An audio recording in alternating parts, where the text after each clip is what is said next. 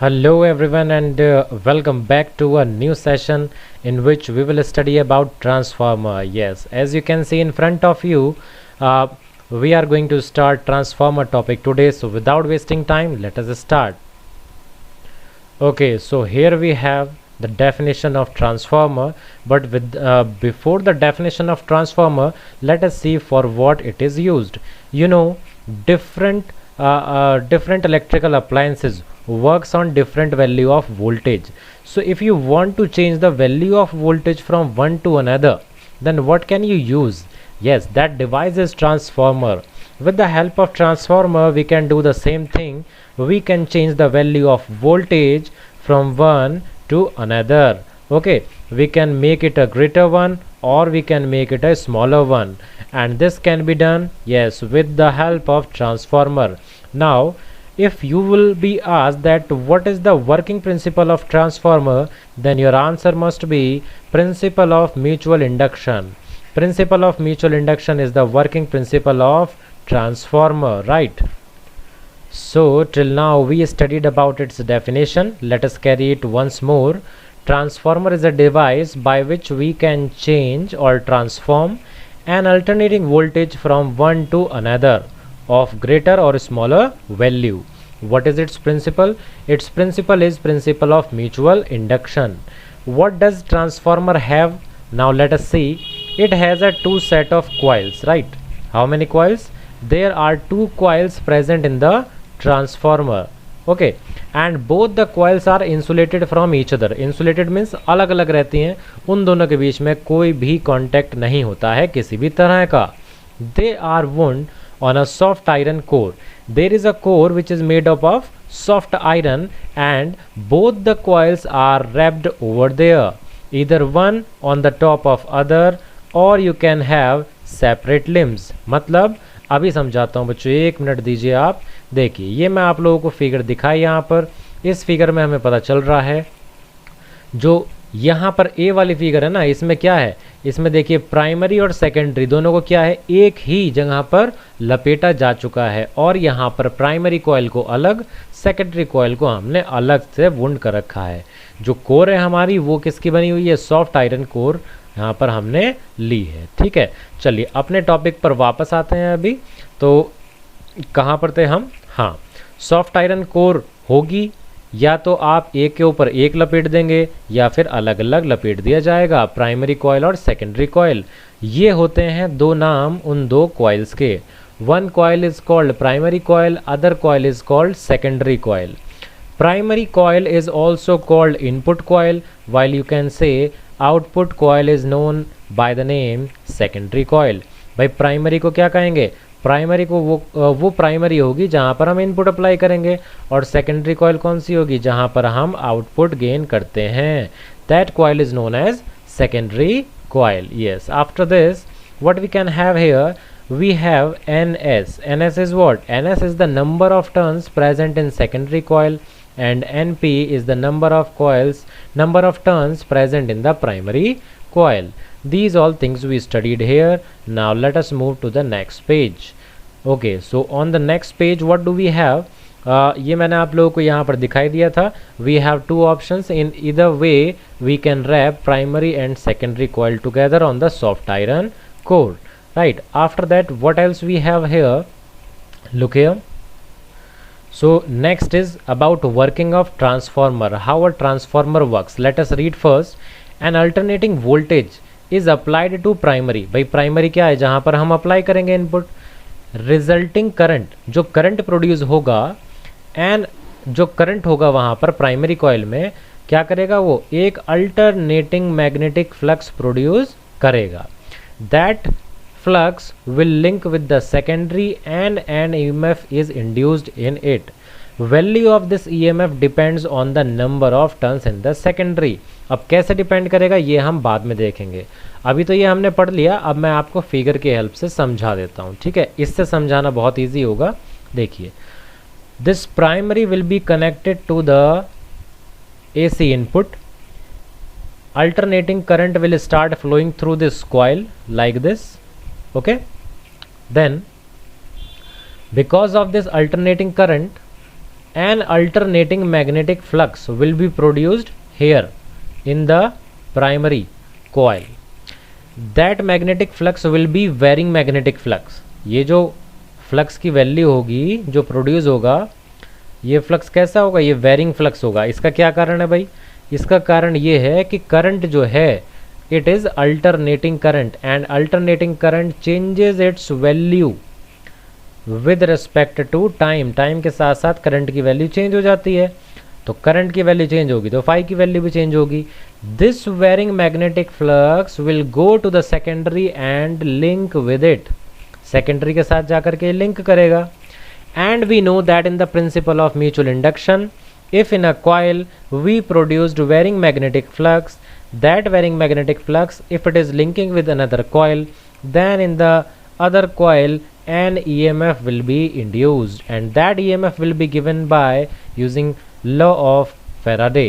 Law of Faraday says E will be equal to minus n d phi b by dt और d phi by dt। यही formula बच्चों हम बाद में use करने वाले हैं अभी, ठीक है। तो अब चलते हैं आगे, हमने इसकी वर्किंग को समझ लिया है, ठीक है। चलिए यहाँ पर आ गए हम। अभी यहाँ पर क्या है, यहाँ पर आप ये देख सकते हो E S. What is E S? E S is the E M F induced in the secondary. E M F induced in secondary will be equal to N S D phi by D T. What is N S? N S is the number of turns in the secondary coil, ठीक है। उसके बाद क्या हुआ, the alternating flux phi also induces an EMF called back EMF in the primary। अब क्या है कि भाई बच्चों यहाँ पर जो EMF प्रोड्यूस होगा, जो EMF इंड्यूस होगा वो सिर्फ प्राइमरी सेकेंडरी में ही होगा, ऐसा कहना गलत है। जो फ्लक्स यहाँ पर प्रोड्यूस हो रहा था सेकेंडरी के साथ साथ वो खुद प्राइमरी से भी क्या करेगा, लिंक करेगा।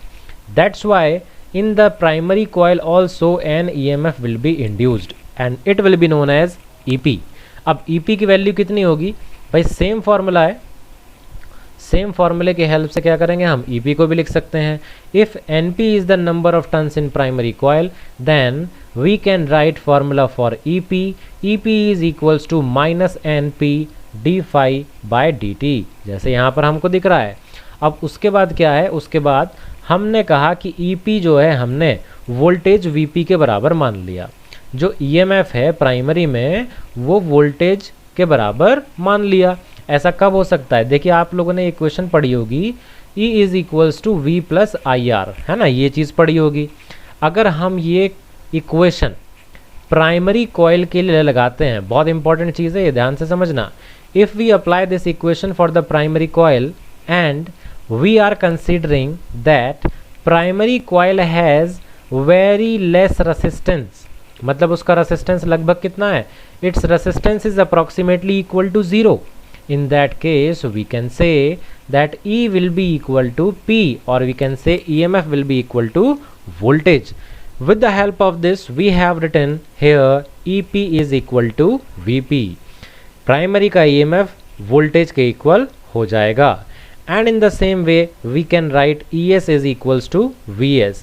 Here also we used the same equation but applied for secondary coil।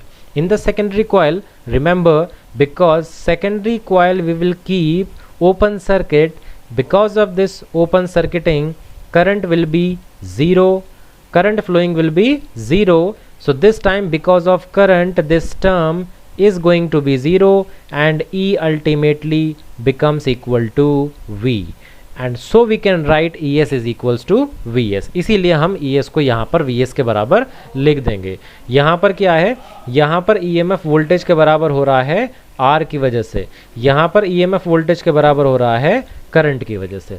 दोनों जगह रीज़न तो मतलब रिजल्ट तो सेम आएगा बट रीज़न जो है यहाँ पर अलग अलग है, ठीक है। चलिए अब इसके बाद क्योंकि EMF वोल्टेज के बराबर है, so what you can see we have written the equation in terms of voltage across secondary and across primary। both the equations have equal right hand side, then we can say their left hand side will also be equal। that means अरे एक minute बच्चों, यहाँ पर ये बिल्कुल exactly equal नहीं है। देखिए यहाँ पर क्या है, if you are going to divide them then d phi by dt cancels d phi by dt, and what will cancel? Minus sign will cancel minus sign.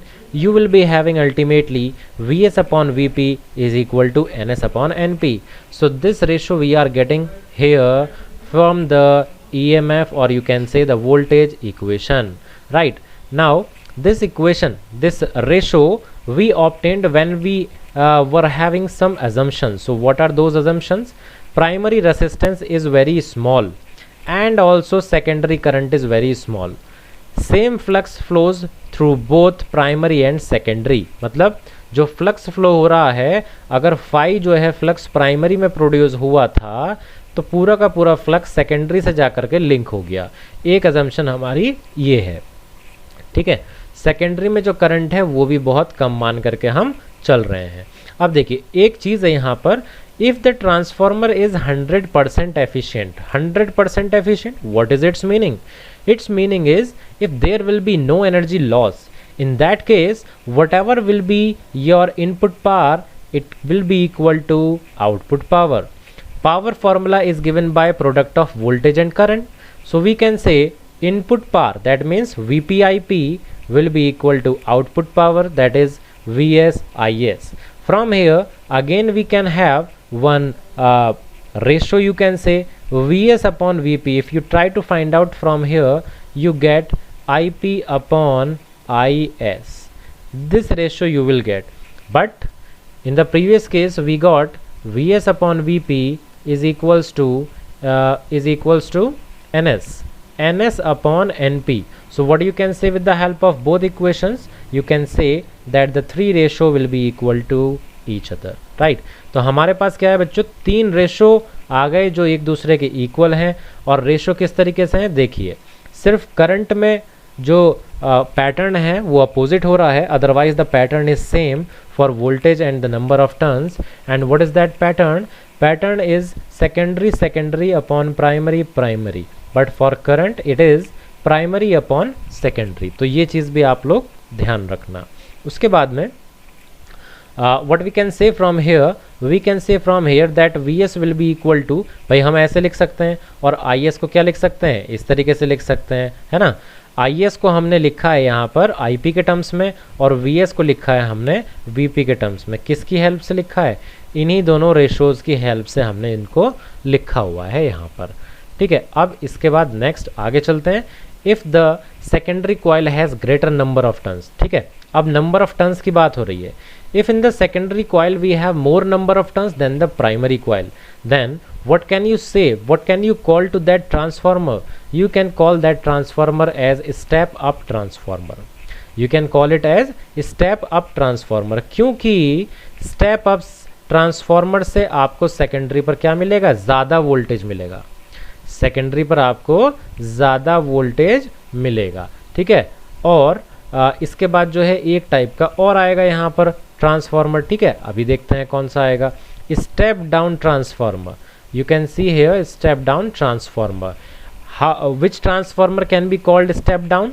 In which number of turns in secondary are less than the number of turns in primary. मतलब secondary में जब number of turns ज़्यादा हैं, it is called step up. Step up मतलब ऐसे याद रख लो कि सेकेंडरी में ज़्यादा. स्टेप डाउन कब हो जाएगा? जब सेकेंडरी में नंबर ऑफ टर्न्स कम हो जाएंगे, तब जो है वो डाउन भी हो जाएगा, डाउन कह दिया जाएगा, ठीक है. मतलब आपको अगर वोल्टेज ज़्यादा चाहिए, you have to use step up transformer. But if you want less voltage, then what type of transformer you want? Step down transformer. And what is the difference between them? Difference between them is in terms of number of turns. If number of turns in secondary are less, it is step down. If number of turns in secondary are more, it is called step up transformer. These all things we have here. Now let us see if any important topic we have here. Yes, we have losses. आप यहाँ पर क्या देख सकते हो, हम लोगों को लॉसेस दे रखे हैं. ये लॉस जो है यहाँ पर लास्ट टॉपिक है ट्रांसफार्मर का. इसके बाद पूरा चैप्टर ही ख़त्म होने वाला है ये, ठीक है. और इस चैप्टर में बहुत सारी वीडियोस बनी है हमारी, तो उम्मीद है आप लोगों ने रेगुलरली देखी होंगी. If you studied them regularly, then you would understand in a better way Now what is first type of loss? First type of loss you can see here, it is flux leakage. अब नाम से ही हमें समझ में आ रहा है कि कोई ना कोई लॉस है जो फ्लक्स की वजह से होता है ना। हमने क्या कहा था कि जितना भी प्राइमरी में फ्लक्स प्रोड्यूस होगा, the whole flux will link with the secondary. But क्या ऐसा होता है? ऐसा बिल्कुल भी नहीं होता। तो क्या होता है, प्राइमरी में जो फ्लक्स प्रोड्यूस हुआ है, टोटल फ्लक्स जो है सेकेंडरी से जाकर के लिंक नहीं होता। कुछ फ्लक्स का क्या हो जाता है? लॉस हो जाता है, and that loss only is known as flux leakage. उसी लॉस को हम यहाँ पर फ्लक्स लीकेज कह रहे हैं। Now let us see next type of loss. Next type of loss is resistance of the winding. Resistance of winding means the wire is made up of a metal and metal has a resistance. So whenever current flows through a metal or a wire, then some energy is lost. कुछ energy क्या होती है? Loss हो जाती है। किसकी form में? भाई हीट की फॉर्म में। पता है हमें कि अगर किसी वायर में करंट फ्लो करेगी तो हीट प्रोड्यूस होगी, और जब हीट प्रोड्यूस होगी तो वहाँ पर वो हीट का जो है, मतलब एनर्जी का जो है वहाँ पर लॉस ही हो जाता है। तो हीट लॉसेस होते कितने हैं? I² R इंटू टी, इसके बराबर जो है हीट लॉस हुआ करता है, एनर्जी लॉस हुआ करता है। ठीक है। एंड पावर लॉस कितना हो जाएगा? पावर लॉस कहलाएगा I² R के बराबर। ठीक है। तो अब ये पावर लॉसेस को कम करने का एक तरीका होता है बच्चों। क्या तरीका होता है? पावर लॉस को हम मिनिमाइज कर सकते हैं if we will use thick wire. Thick wire use करने से क्या होगा? थिक वायर का रेसिस्टेंस कम होता है। रेसिस्टेंस कम होगा तो I² R कम होगा, और पावर लॉस अगर कम हुआ तो आपकी एनर्जी बचेगी, है ना। इसलिए हम थिक वायर्स यूज़ करनी चाहिए टू मतलब क्या करने के लिए? शब्द ही नहीं आ रहा है अब तो इंग्लिश में। हाँ जी, तो हमें क्या करना है? एनर्जी को बचाना है। इसीलिए क्या है कि वायर जो होनी चाहिए वो थिक होनी चाहिए। ठीक है। चलिए let us move to the next type of loss. अभी नेक्स्ट टाइप ऑफ लॉस क्या होगा? एडी करंट, है ना। एडी करंट देखते हैं क्या है। Eddy current, alternating magnetic flux. देखिए मैग्नेटिक फ्लक्स क्या होता है, क्योंकि ये अल्टरनेटिंग था। अल्टरनेटिंग क्यों था भाई? करंट क्या थी? करंट आपकी अल्टरनेटिंग थी, तो जो फ्लक्स प्रोड्यूस होगा वो भी तो क्या होगा? वो भी अल्टरनेटिंग होगा। That alternating flux induces eddy current. क्या करते हैं? एडी करंट्स प्रोड्यूस करते हैं। हमने पहले पढ़ रखे हैं। एडी करंट्स प्रोड्यूस करेंगे ये आयरन कोर में, है ना। उसकी वजह से क्या होगा? फिर से जा करके ये हीट प्रोड्यूस होगी। जो हीट प्रोड्यूस होगी उसकी वजह से क्या होगा? दोबारा से एनर्जी लॉसेज होंगे। तो यहाँ पर जो हीट जनरेट हुई है that is because of eddy current. Okay, and eddy currents are because of the alternating magnetic flux. That's why this type of loss is called eddy current losses, right. अब इसके बाद बच्चों last type का loss है, I think ये, हाँ जी last type का loss है। चलिए देखते हैं, इसको भी पढ़ लेते हैं यहाँ पर। Hysteresis. What is hysteresis loss? Hysteresis loss tells us that magnetization of core. Magnetization मतलब ये जो आपका फ्लक्स होता है अल्टरनेटिंग होता है। तो क्या होगा? एक साइकिल में, एक हाफ साइकिल में, इतनी हाफ साइकिल में ये क्या करता है? ये मैग्नेटाइजेशन करता है, मतलब मैग्नेटाइज करेगा किसी सब्सटेंस को। क्या कर देगा? मैग्नेटाइज कर देगा। उसके बाद ये जो दूसरी हाफ साइकिल आएगी, ये वाला फ्लक्स क्या करता है? ये सब्सटेंस को डीमैग्नेटाइज कर देता है। मतलब एक बार तो मैग्नेट बनाएगा, एक हाफ साइकिल मैग्नेट बनाएगी, दूसरी हाफ साइकिल क्या करेगी कि भैया छोड़ दो सारा का सारा मैग्नेटिज्म, हैंड्स अप कर दो। ठीक है। तो इस तरीके की चीज़ होती है। बार बार मटेरियल मैग्नेट की तरह बन जाता है, बार बार मटेरियल जो है उससे मैग्नेटिज्म जो है वो छीन लिया जाता है। तो ये जो चीज़ है ना, ये है एक साइकिल ऑफ मैग्नेटाइजेशन, आप कह सकते हो इसको। ठीक है। तो मैग्नेटाइजेशन ऑफ कोर ये क्या होता है? रिपीट होता है बार बार अल्टरनेटिंग मैग्नेटिक फील्ड से। रिजल्टिंग एक्सपेंडिचर ऑफ एनर्जी, मतलब इस बार बार भाई सब्सटेंस ये क्या कर रहा है? मैग्नेटिज्म कर रहा है, ये क्या कर रहा है? डीमैग्नेटिज्म कर रहा है। तो जब बार बार ये चीज़ होती है ना, तो जो मेटल या कोई भी मटेरियल समझ लो, छोटे छोटे एटम्स से मिलकर के बना है। ये एटम्स क्या करते हैं? एटम्स आपस में, इनमें क्या होता है? फ्रिक्शन होता है। तो उस फ्रिक्शन की वजह से क्या होता है? हीट जनरेट होती है ना। भाई जब मैग्नेट की तरह बन जाएगा कोई मटेरियल, तो मैग्नेट की तरह कब बनेगा, जब उसके एटम्स क्या करेंगे, रोटेट करना स्टार्ट कर देंगे, है ना। अब रोटेट करना स्टार्ट करेंगे तो फ्रिक्शन होगा, फ्रिक्शन होगा तो हीट प्रोड्यूस होगी, वही हीट क्या होगी यहाँ पर, हिस्टेरेसिस लॉस के रूप में हम यहाँ पर उसको पढ़ेंगे, ठीक है। उसी हीट को हम हिस्टेरेसिस लॉस के रूप में यहाँ पर पढ़ते हैं। ये था आपका फोर्थ टाइप का loss which is known as hysteresis loss. अब उसके बाद देखिए ट्रांसफार्मर से रिलेटेड कुछ यहाँ पर दे रखा है।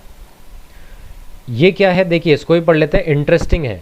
लार्ज स्केल ट्रांसमिशन, मतलब जो पावर स्टेशंस रहते हैं ना, मतलब पावर प्लांट रहते हैं, जो पावर प्लांट रहते हैं वहाँ से लेकर के आपके